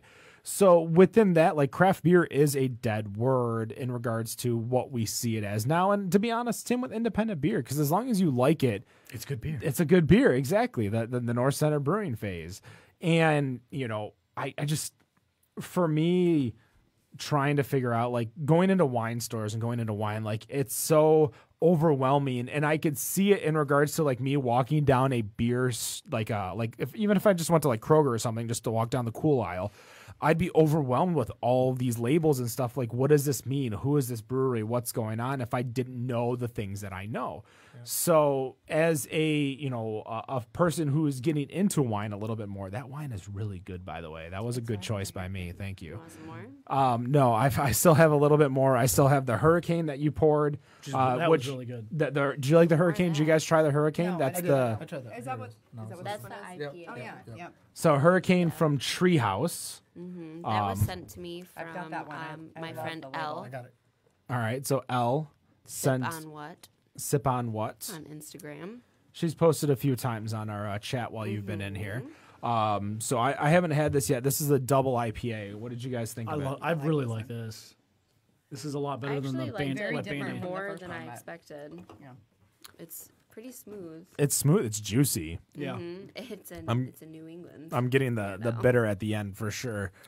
This is Hurricane. I'm trying to think of seeing exactly what it is. Yeah, I'm not getting any of those flavors except for just a standard juice flavor. But I'm also a couple drinks in, and my palate is destroyed. My question about Youngblood: what are you guys going to have hours? I mean, obviously you're going to have hours. Are you going to be in every day? No, 5 days a week.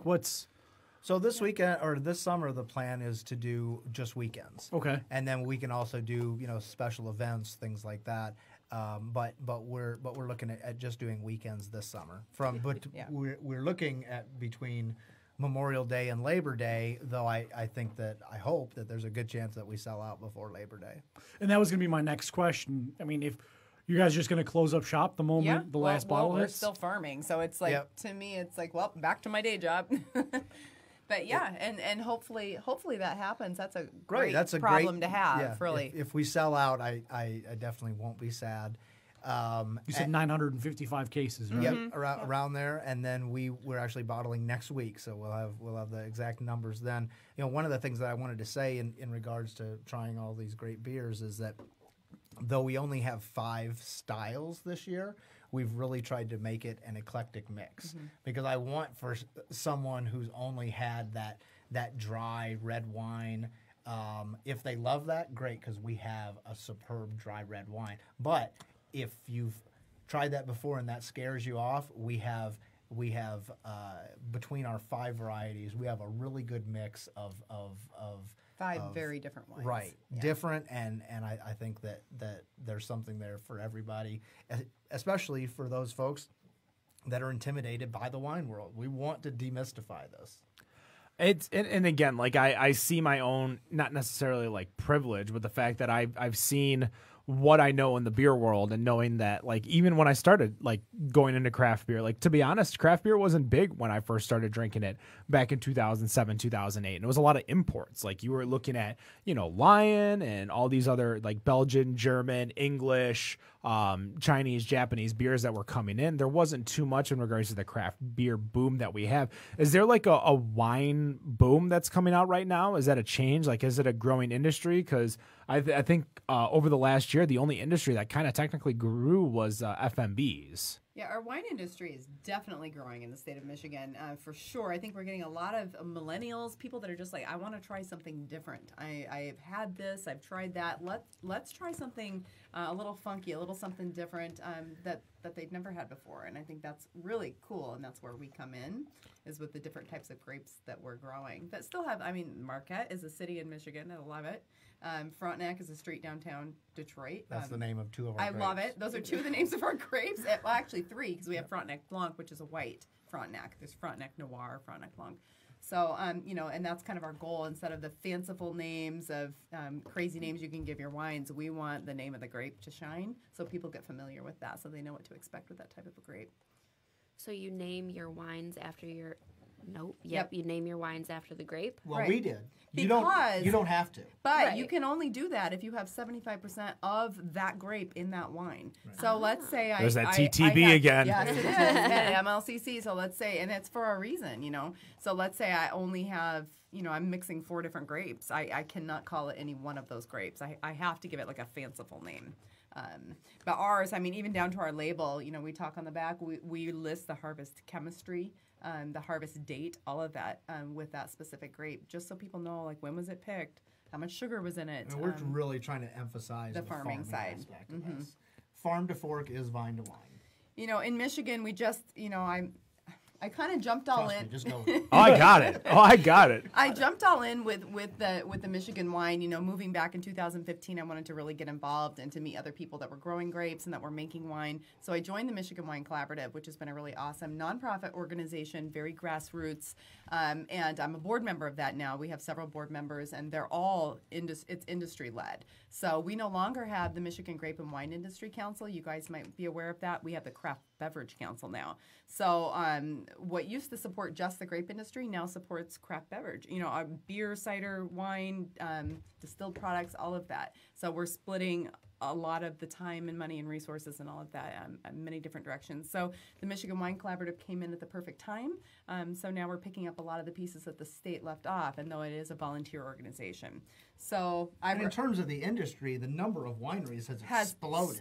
We have 149 wineries in this state, whereas, our wine industry is very new since, the 70s, 80s.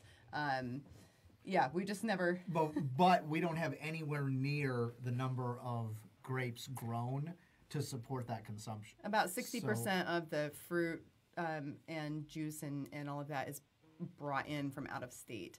And so really only about 50% or so is grown in the state. So we need to plant more grapes. We don't have enough grape acreage. Before you ask your question, Matt, I have a question of my own.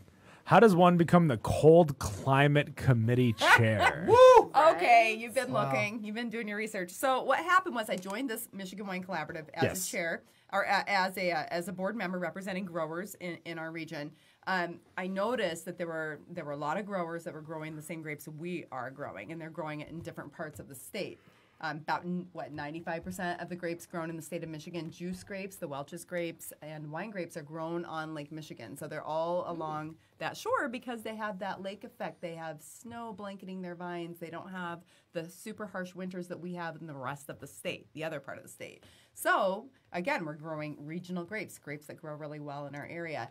And so I noticed, and there were a lot of other growers and winemakers that really felt like they weren't getting the same support, and that their grapes were being treated as subpar compared to certain grapes that were being grown that were maybe more well known. And so we developed the Cold Climate Committee within the Michigan Wine Collaborative to support the education and to support growers, winemakers, and sharing these wines with other people. So that's how I became the chair. So we have more members on the Cold Climate Committee than we do on the whole Michigan Wine Collaborative. So that's a good sign that there was a need. What is a Welch's grape? Because all I think of is the brand Welch's. Oh, sure.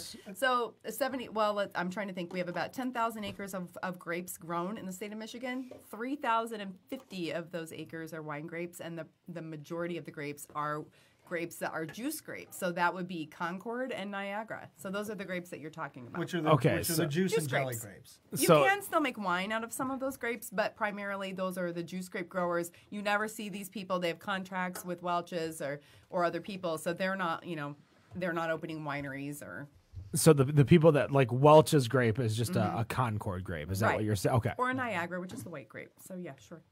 And New York grows a lot of these grapes as well. You say, yeah, sure. I say, sure. Information overload, like trying to figure out. Well, I'm like, is there an actual Welch's grape? And then I was more trying to figure out, how did someone trademark like the actual grape itself? Listen, no, it is very confusing. You know, I've given tours of our vineyard and thought I've just done such a fantastic job of explaining grapes and wine and why we call a Merlot a Merlot or a Marquette a Marquette. And people have still left our vineyard saying, so do you grow rosé? Rosé is not a grape; it's a style of wine. Mm-hmm.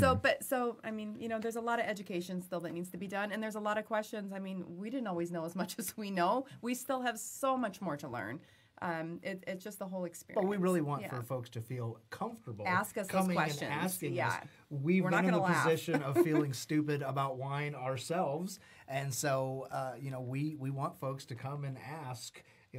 When somebody says. My favorite flavor of wine is red. Yeah. Well, that doesn't necessarily sound like the most sophisticated thing to ask, but we're going to talk you through all the aspects of you know what it means to actually see grapes go from vines to wine. The very first wine I ever had was a wine spritzer. So it was a white wine with half 7-Up. So it's you know, we all have to start somewhere. So. Let's open up one more beer while you ask your question. So we have the Goodwill, the Louisville Lager. We have the open up a beer. Okay, you're not helping. You know what? Just for that, we're gonna open up the Saffron IPA. Just because we have to get some. Just open up the Saffron IPA. That's fine. So one thing that makes beer unique is the maybe 5 major ingredients. So we've got water, yeast. But the 4 that really move are the yeast, the hops, the malt/barley, and the adjunct. So you guys use grapes, yeast. Can't imagine you guys are fruiting your wines with adjuncts or putting in rices or whatnot. No. So when, you know, all these different breweries exist because they can change just the hop and have a completely different beer or add a mango or burn the malt a little bit longer. So how different can wines really get? Because it's just essentially 2 ingredients, right? Water, grape juice. If you're doing it the way we're doing it, yeah. Yeah. Well, there's no water. Well, I mean, just grape juice. Yeah. Grape juice and yeast for the most part, right? Grape juice and yeast. So probably the 2 biggest aspects are the balance of acid and sugar. If you taste a red wine that is dry versus one that's 3% residual sugar, which we have both of those, it's like night and day. Someone that enjoys one or the other would immediately be able to say, I mean, these are 2 completely different wines. So in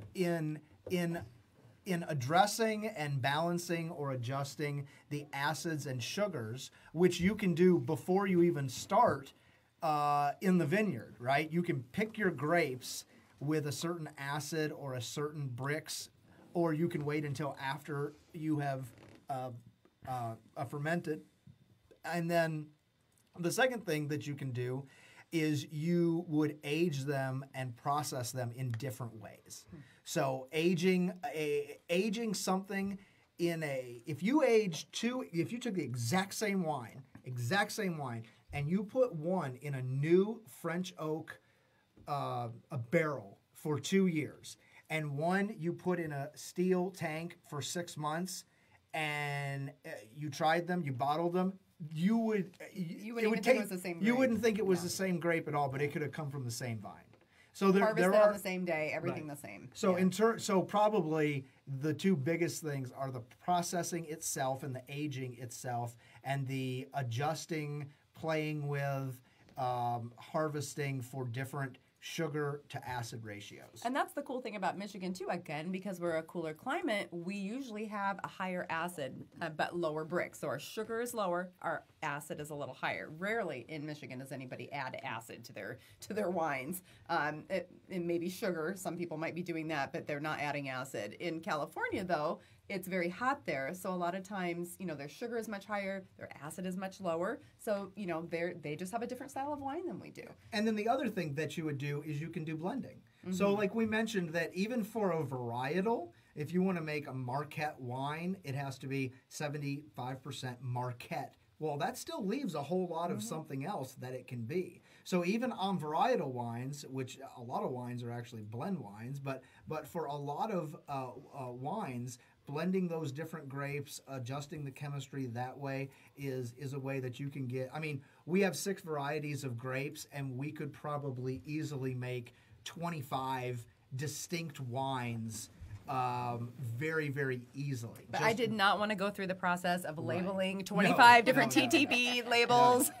No, thank you. 5 made it very simple this year. But yeah, like you were talking about. But my point is just the options are. Unlimited. Well, we've tried, and we've done lots of trials, and we've tried our Petite Pearl in a barrel. We've tried our Petite Pearl in a steel tank, right? We've tried both. We've blended some back. We've said we've done bench trials. Do we like it with 25% with what we had in the barrel? Next year, are we only going to put Petite Pearl in a barrel? Or are we going to put it all in a tank? There are differences. And there's hundreds of yeast strains, plus all the wild yeast strains. Right. So all of those things, you do. Certain yeast brings out certain characteristics. Do you guys open ferment, or are you guys all contain fermentation? So we open ferment. So all of our reds we actually fermented in farmhouse reds, then, right? 1 ton bins.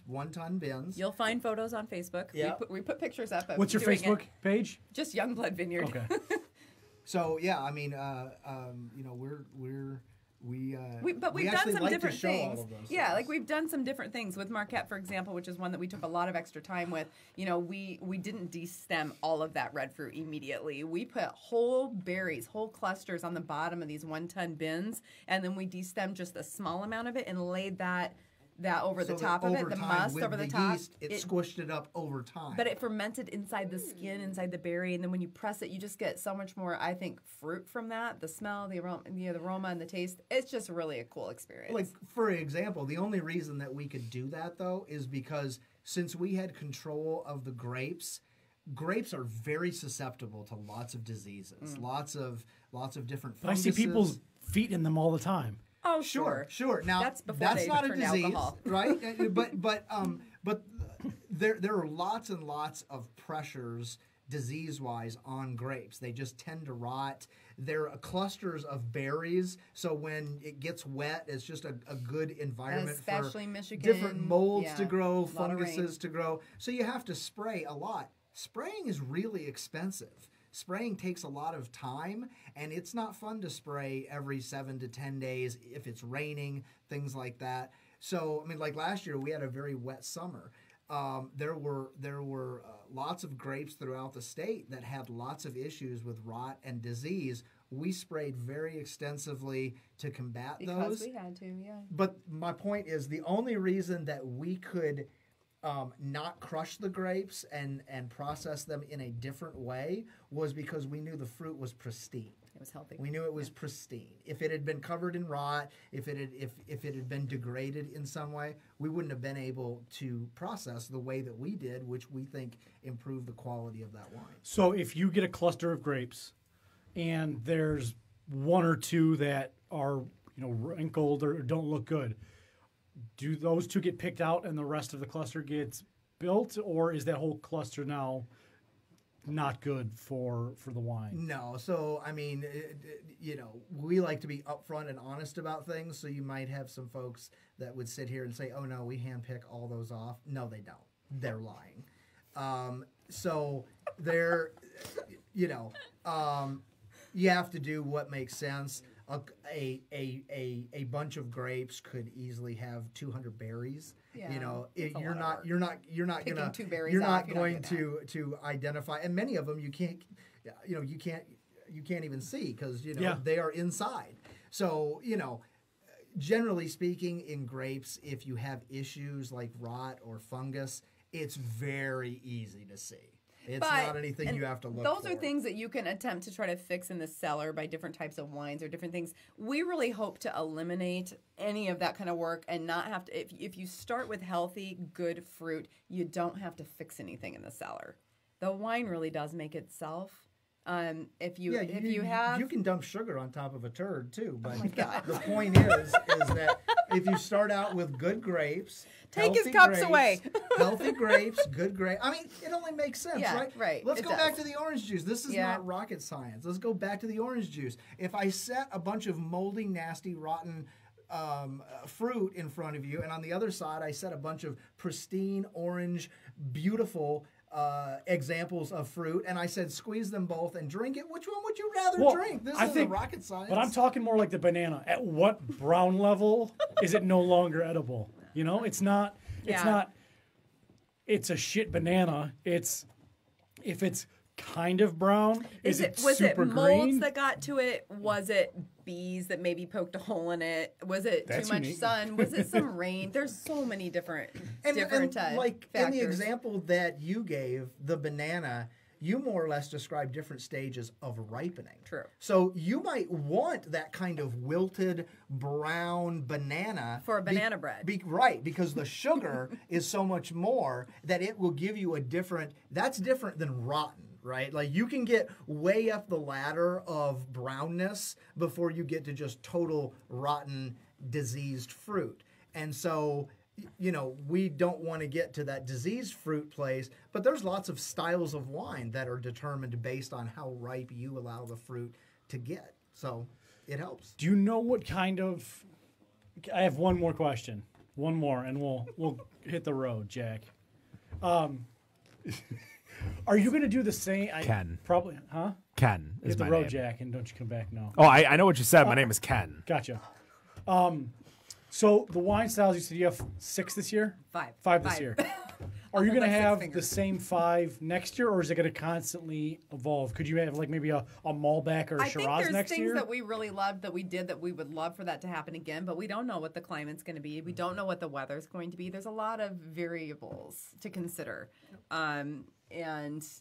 So we don't really know. But I think Is it we're going to be always consistently going to the same? No. No, we are always going to be trying to evolve and look for that, ultimate mountaintop wine. So we will, of course, keep and record some of our favorites and some of the ones that folks like. But we're always going to be trying to push the envelope. But like we hope to have a rosé, we hope to have 2 whites, 2 reds, a dry, that we type definitely of style. want a spectrum. Yes. We definitely want a spectrum where anyone can come, and even if they say, my wife dragged me here, I don't really like wine, I'm a beer guy, we want you to be able to try something. Are you going to have any of it on carbonation to make a sparkling? Not this year. Okay. So again, that requires special equipment and tanks, Okay. and we don't have that this year. But yeah, we would definitely plan to explore that. We are always going to be looking to make a greater amount of fewer wines. So we don't want to have